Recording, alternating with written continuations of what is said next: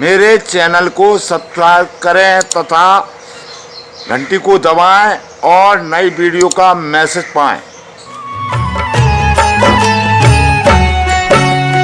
रामायण की भव्य जो माला, हनुमत उसका रत्न निराला, निश्चय पूर्वक अलख जगाओ। जय जय जय बजरंग ध्याओ। बहुत बहुत धन्यवाद। आपने बहुत अच्छा प्रश्न किया कि हमारे लिए क्या कर्तव्य है, क्या करना चाहिए।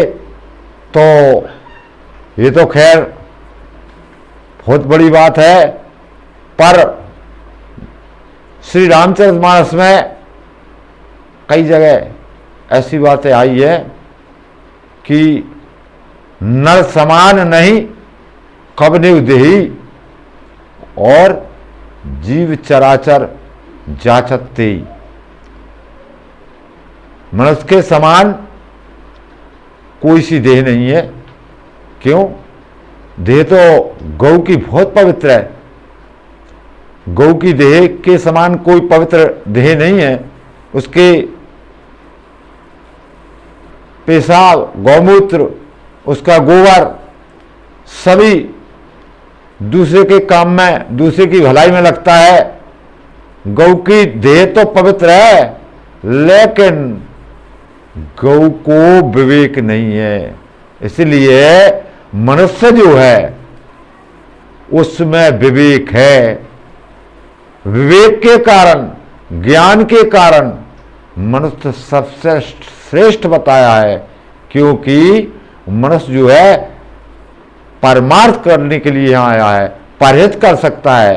ये देवताओं को भी दुर्लभ है। परमार्थ स्वर्ग आदि में नहीं होते हैं। कोई किसी की मदद नहीं लेता है, कोई किसी से दान नहीं लेता है। यहाँ तो सब कुछ होता है। यहाँ तो आप दृष्टि भी दान कर सकते हैं। यहाँ तो रक्तदान हो रहा है, दृष्टिदान हो रही है, अन्नदान हो रहा है, वस्त्रदान हो रहा है और विद्यादान हो रहा है। तो देखिए, इस लोक में, मृत्यु लोक में एक सबसे बड़ी बात है कि यहाँ दान देने वाले भी हैं और दान लेने वाले हैं।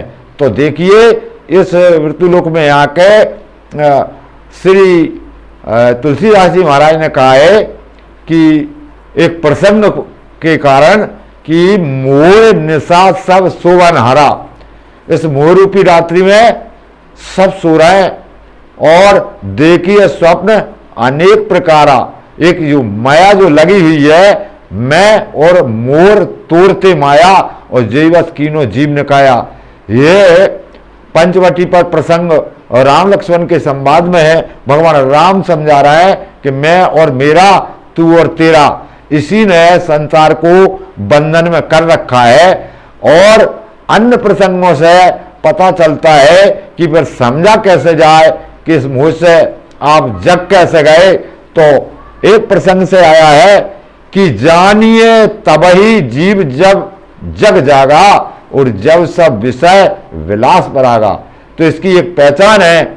आप जिस जीवात्मा को, जिस प्राणी को देखेंगे और उसकी परीक्षा करना है, तो समझे कि वो मोह रूपी संसार में कैसे जाग गया।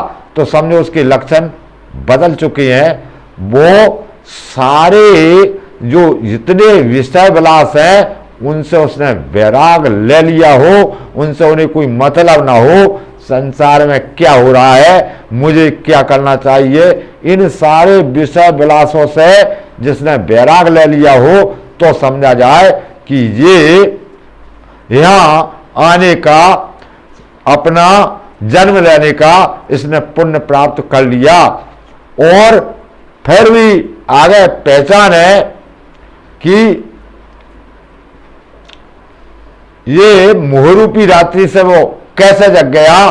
तो समझो, सुमति क्षुधा बाढ़े नित नई और विषय आस दुर्बलता गई। यानी एक दूसरे को देखने में उसे सब में भगवान दिखाने लगे, सिया राम में सब जग जानी और करूं प्रणाम जोर जुग पानी। इस तरह से उसे सबसे प्रेम हो जाए।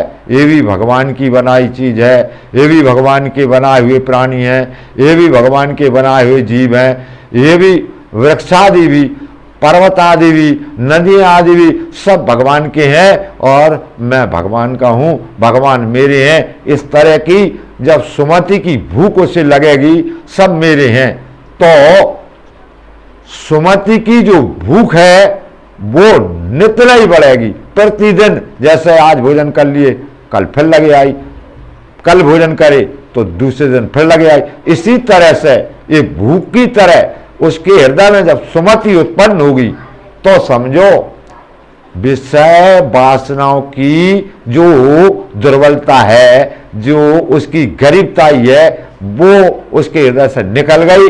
वो अब धनवान हो चुका, निर्बलता उसकी खत्म हो गई, बलवान हो गया। तो उनको जो विषय वासनाओं से प्रीति लगाते हैं उनको पुराणों में, शास्त्रों में निर्बल बताएं। वे बलहीन है, वे हार गए विषय वासना से, इसलिए वे निर्बल हो चुके हैं। तो वो भगवान में प्रीति नहीं लगा सकते, भगवान की बनाई हुई वस्तुओं में प्रीति नहीं लगा सकते। इसलिए बताया है कि जो सब में प्रीति करने वाला हो जाए, सब में भगवान को देखने वाला हो रहा है। प्रत्येक प्राणी में भगवान है, प्रत्येक वस्तु में भगवान है, प्रत्येक जीव मात्र में ईश्वर है। इस तरह से उसकी बुद्धि प्रेम में होकर भगवत भजन में लग जाएगी। जो दुनिया की संसार के विषय वासनाओं से दूर हो जाएगा तो समझ लेना ये मोह रूपी रात्रि में जागृत जीव है। तो ये मैंने आपको प्रसंग सुनाया। अगर यह आपको वीडियो अच्छी लगी हो तो इसे आप लाइक करें तथा चैनल को सब्सक्राइब कर दें और ज़्यादा से ज़्यादा शेयर करें ताकि अन्य लोगों को लाभ मिल सके, और घंटी को दबाएं और आगे की वीडियो का मैसेज प्राप्त करें। धन्यवाद। आपके प्रश्न को मैंने जो आपसे कहा है उसे ध्यानपूर्वक समझें, सोचें और